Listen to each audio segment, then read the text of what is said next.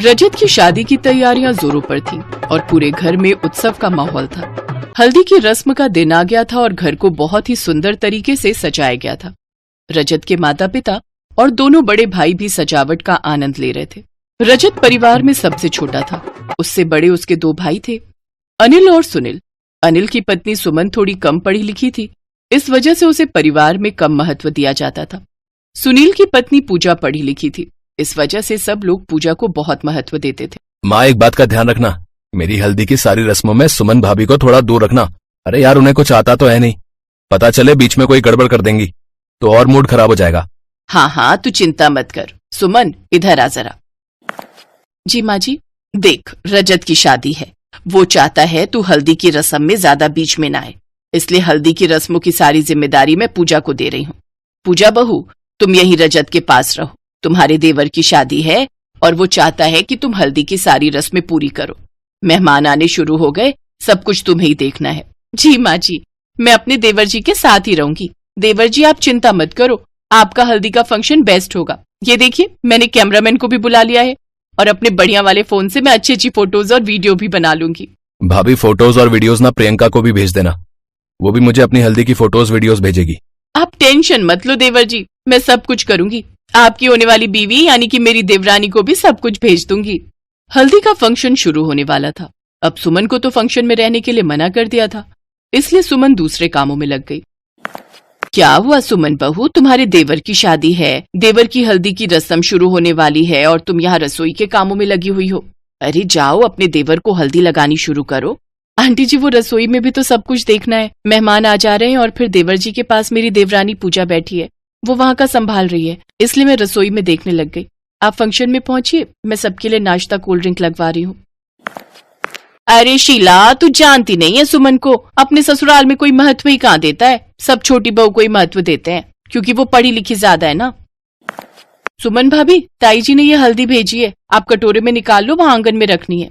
हाँ हाँ ज्योति, लाओ मैं निकाल कर रख देती हूँ। सुमन एक सुंदर से बर्तन में हल्दी सजा देती है। तभी पूजा आ जाती है और सुमन को थाल में हल्दी सजाती देख सास के कान भर देती है। माँ जी, आपने और देवर जी ने हल्दी की रस्म की सारी जिम्मेदारी मुझे सौंपी थी। हाँ हाँ बहू, तो इसमें शक की क्या बात है, सारी जिम्मेदारी तुम्हारी है। तो फिर सुमन भाभी रसोई में क्या कर रही है? देवर जी की हल्दी का थाल तो वो सजा रही है। टेंशन मत लो भाभी, माँ उन्हें मना कर देंगी, हल्दी का थाल आप ही लेकर आओगे। हाँ बहू, तुम चिंता मत करो। सुमन की सास उसके पास गई और उस पर गुस्सा करने लगी। सुमन, मैंने तुझे मना किया था ना कि हल्दी के किसी भी काम में हाथ मत लगाना, सब कुछ पूजा देखेगी। रजत नहीं चाहता कि तुम हल्दी के काम में हिस्सा लो। ये हल्दी का थाल पूजा के हाथ में दो, यही लेकर जाएगी सब लोगों के बीच में। पूजा बहू, हल्दी का थाल लेकर आ जाओ। पूजा मुंह बनाती हुई सुमन के हाथ से हल्दी का थाल छीन लेती है और मेहमानों के बीच में ले जाती है। हल्दी का फंक्शन शुरू हो जाता है, सब लोग नाचने गाने लगते हैं। अनिल सुमन को बुलाने के लिए रसोई में चला जाता है ताकि वो भी फंक्शन में डांस कर सके। पूजा एक हाथ से मोबाइल फोन पर वीडियो बना रही थी और दूसरे हाथ में उसने हल्दी का थाल पकड़ा हुआ था। अचानक थाल पूजा के हाथ से छूट जाता है और जमीन पर गिर जाता है। सारी हल्दी जमीन पर बिखर जाती है। ये देखकर सब चौंक जाते हैं। अरे बहू, ये क्या कर दिया, अभी तो हल्दी की रस्म शुरू भी नहीं हुई, तुमने तो सारी हल्दी गिरा दी। अब रजत को हल्दी कैसे लगेगी? पूजा बहू, ध्यान देना चाहिए था ना, तुम एक हाथ से मोबाइल फोन पर वीडियो बना रही हो और दूसरे हाथ से तुम हल्दी लगा रही हो। ये कैसी बच्चों सी हरकत है? देखा ना, सारा थाल गिरा दिया, सारी हल्दी जमीन पर गिर गई है। अब रजत को हम क्या लगाएंगे? हाँ सॉरी, मैं एक हाथ से वीडियो बना रही थी, पता नहीं मेरे हाथ से हल्दी का थाल कैसे छूट गया।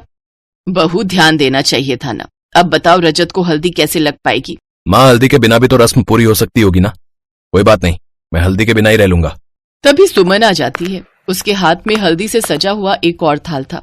ऐसे कैसे हो सकता है कि हमारे देवर जी की हल्दी हो और उन्हें हल्दी ना लगे? ये रही हल्दी देवर जी। सुमन बहू, ये हल्दी तुमने कब तैयार की? शादी की हल्दी तो पहले ही बन गई थी ना। माँ जी, जब हल्दी बनाई थी तो उसमें से थोड़ी हल्दी मैंने मंदिर में रख दी थी, फिर ध्यान ही नहीं रहा कि इस हल्दी में वो हल्दी मिलानी है। पर भगवान का लाख लाख शुक्र है कि ये हल्दी काम आ गई। पूजा, ये लो, हल्दी देवर जी को लगाओ। इस हल्दी में भगवान का आशीर्वाद है, अब हल्दी को कुछ नहीं होगा। कुछ देर तक सब सुमन को देखते रहे। रजत भी बहुत शर्मिंदा था कि जिस भाभी को वो इतना अपमानित करता था, आज वही भाभी उसकी मदद कर रही है।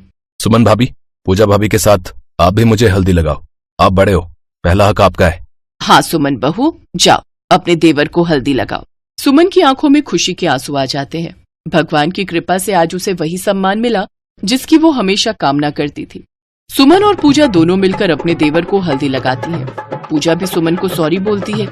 खूब जोर शोर से हल्दी का फंक्शन होता है। सबके चेहरे पर खुशी आ जाती है। सुमन के चेहरे पर भी बहुत खुशी थी। उसे अपने परिवार का प्यार मिल गया था। अगले दिन धूमधाम से रजत की शादी होती है और सुमन और पूजा दोनों मिलकर अपनी छोटी देवरानी प्रियंका का स्वागत करती हैं।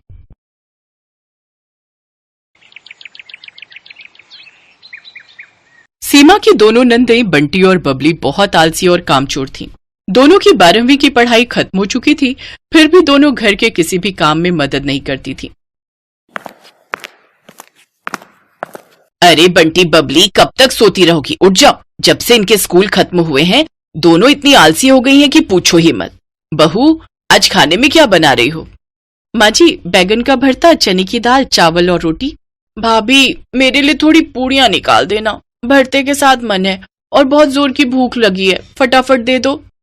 और मेरे लिए ना थोड़ा रायता डाल देना, आज रायता खाने का बड़ा मन है। तुम दोनों पहले नहा तो लो, बाद में अब नाश्ता रोटी एक ही साथ कर लेना। दोपहर के 1 बज रहे हैं। भाभी, अभी बाद में नहा लेंगे ना, आप बस खाना लगा दो। लो, हो गया इनका दिन शुरू। भरी गर्मियों के दिन और रसोई में सीमा अकेली लगी हुई थी। नंदों की मजाल नहीं थी कि रसोई में आकर खुद का खाना भी डाल लें। वो भी सीमा ही थाली में डालकर देगी। बंटी बबली में इतना आलस था। देर से उठना, उठते ही बिना नहाए धोए खाना खा लेना या फिर सोते रहना, ये रोजाना की उनकी आदत थी। एक दिन सीमा की तबीयत थोड़ी ठीक नहीं थी। उसके सिर में बहुत दर्द था।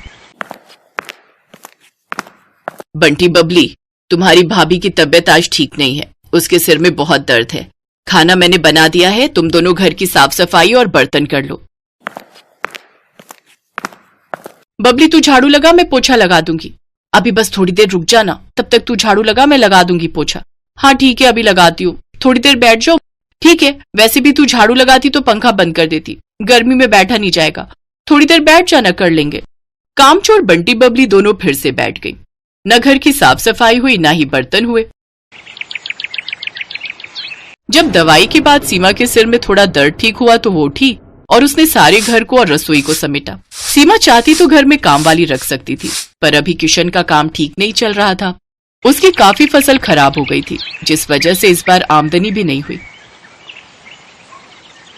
इसीलिए सीमा बहुत बचत करके चल रही थी, पर बंटी और बबली की एक फरमाइश ने सीमा और किशन को और परेशान कर दिया। किशन भैया, आपने वादा किया था जब हम 12वीं की पढ़ाई पूरी कर लेंगे तो आप हमें मोबाइल फोन दिलवाओगे, पर आपने अपना वादा पूरा नहीं किया।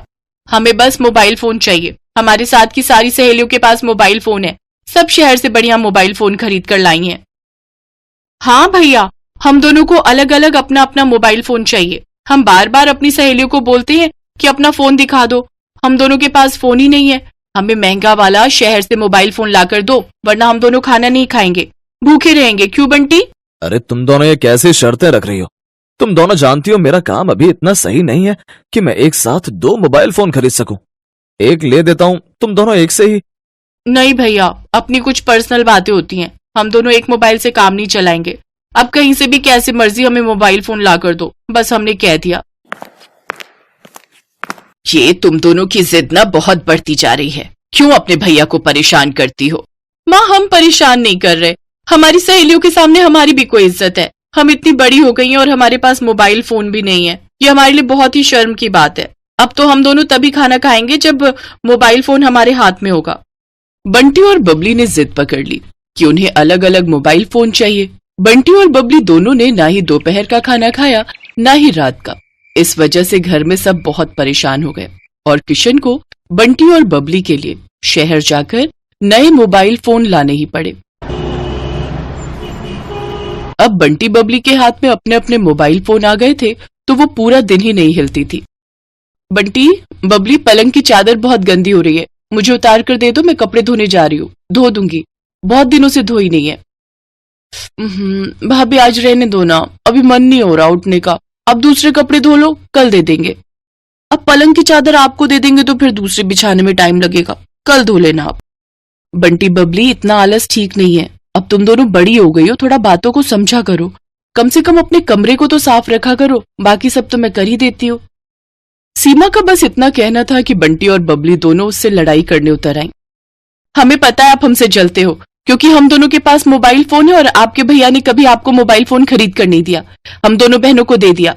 इसीलिए आप जलन में आकर हमें परेशान करती हो और आज इतना बोल रही हो।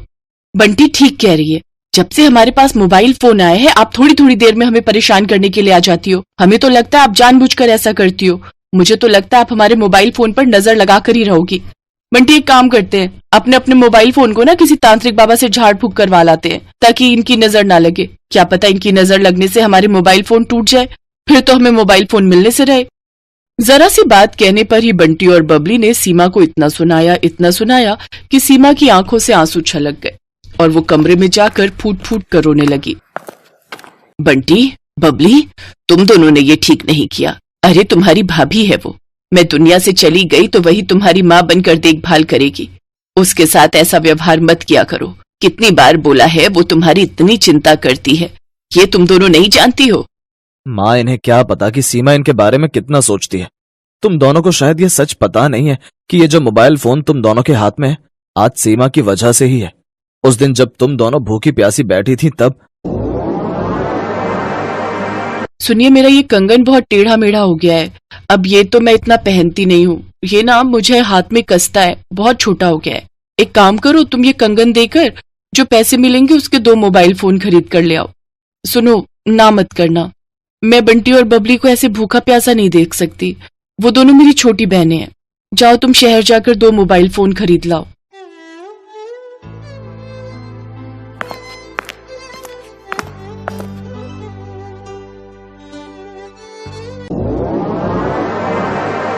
बंटी और बबली को जब सारी बात पता चली तो उन दोनों को अपने बर्ताव पर बहुत शर्मिंदगी हुई।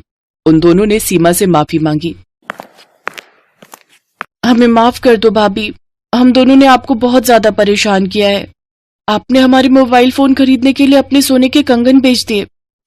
आई एम सॉरी भाभी, हमने आपको बहुत ही ज्यादा परेशान कर दिया। अरे कोई बात नहीं, तुम दोनों मेरी छोटी बहनें हो, कंगन तो फिर बन जाएगा। मैं जानती हूँ जब तुम्हारी कॉलेज की पढ़ाई पूरी हो जाएगी, उसके बाद तुम्हारी अच्छी नौकरी लगेगी, तो तुम मुझे उपहार में सोने के कंगन तो बनवा कर दे ही दोगी ना। कॉलेज की पढ़ाई भाभी? हाँ बंटी बबली, तुम्हारी सीमा भाभी की एक सहेली शहर में ही एक कॉलेज में टीचर है। सीमा ने तुम दोनों के कॉलेज की पढ़ाई की उससे बात की है, वो तुम्हारा एडमिशन करवा देगी। सीमा ने उससे सारी बात कर ली है। सीमा, मुझे तो इस बारे में कुछ पता ही नहीं था। अब मेरी दोनों बहनें कॉलेज में पढ़ेंगी, बड़ी नौकरी लगेगी मेरी बहनों की, मैं बहुत खुश हूं। बंटी और बबली अपनी भाभी सीमा के गले लग जाती हैं। सीमा ने बहुत समझदारी के साथ बंटी और बबली के भविष्य को खराब होने से बचा लिया। इससे सीमा और परिवार के सब लोग बहुत खुश थे।